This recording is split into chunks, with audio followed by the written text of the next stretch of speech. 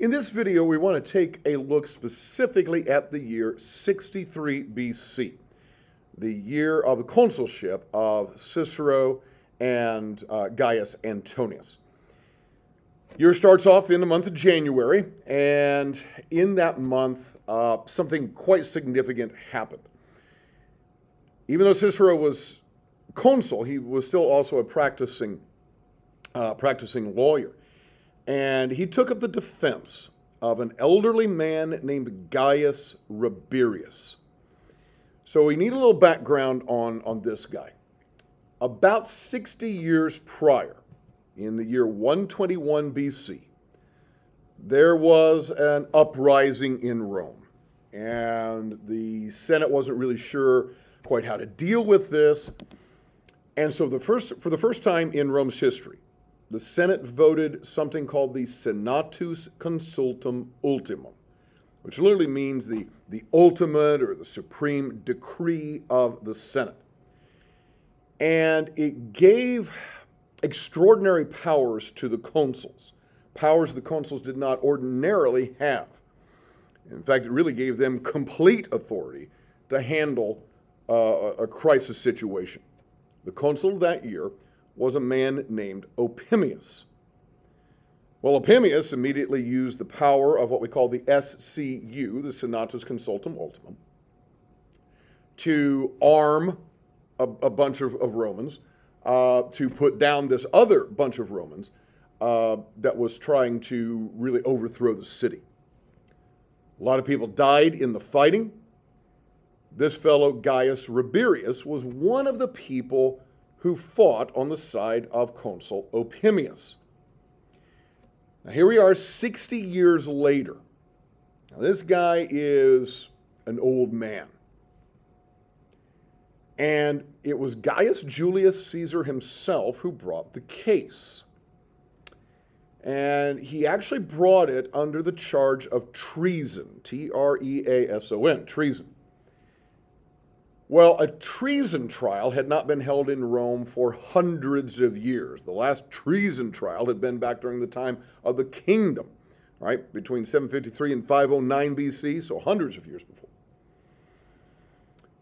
And this treason trial involved two judges. One of them turned out to be Julius Caesar and another man, and Cicero took up the defense of Rabirius. And it's important to note that the sole defense really for Rabirius was that he was acting according to what his consul had said, Consul Opimius, based on the authority given to him by the SCU, by the Senatus Consultum Ultimum. Cicero was actually losing the case. Suddenly, the two judges declared a mistrial, and nothing happened.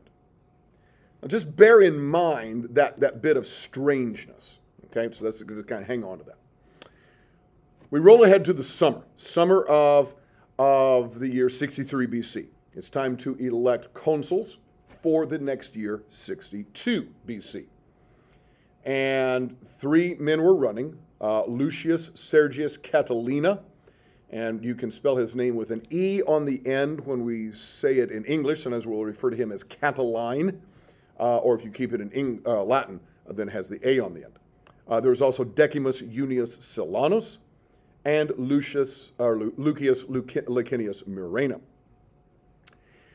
And Catilina, or Catiline, was running on a pretty radical platform.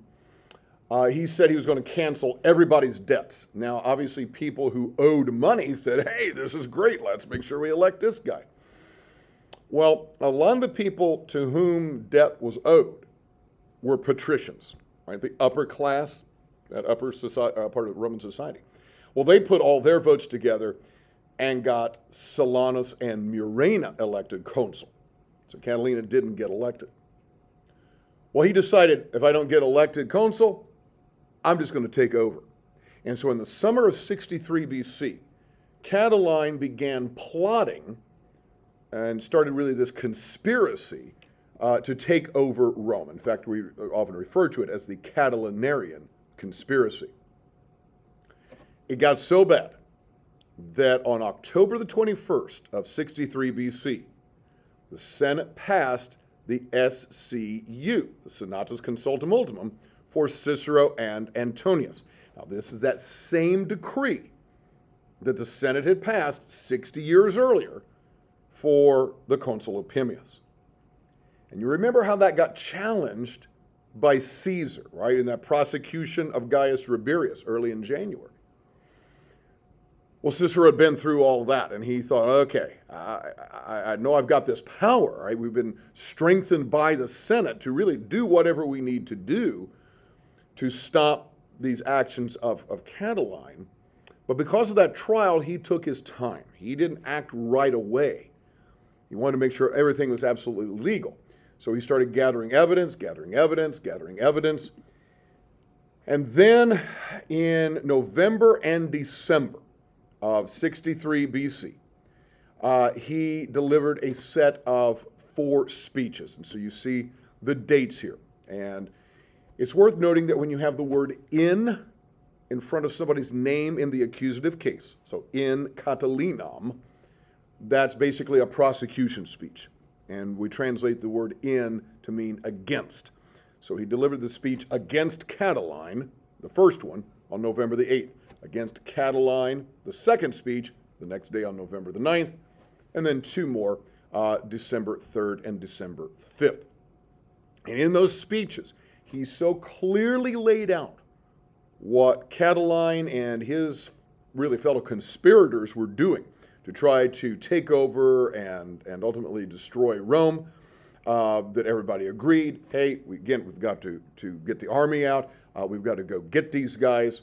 And sure enough, the army was sent out in January of the following year, January of 62 BC, and defeated the forces of Catiline and his army. Catiline himself was found dead, and Cicero was hailed as really the savior of Rome, and that was really the big deal. Now, his speeches are prosecuting Catiline are famous, and especially the first one, which is what we're going to be reading in this class. They're famous because of the extraordinary oratory. Again, he was the most famous public speaker in Rome at his time, and he just knew how to craft a speech, how to make an argument, how to speak in a compelling way. And people down through the centuries, and really now millennia, have taken notes on how to speak in public from Cicero. So this is going to be a great thing to study to help you, perhaps if you turn out to be a public speaker for any reason.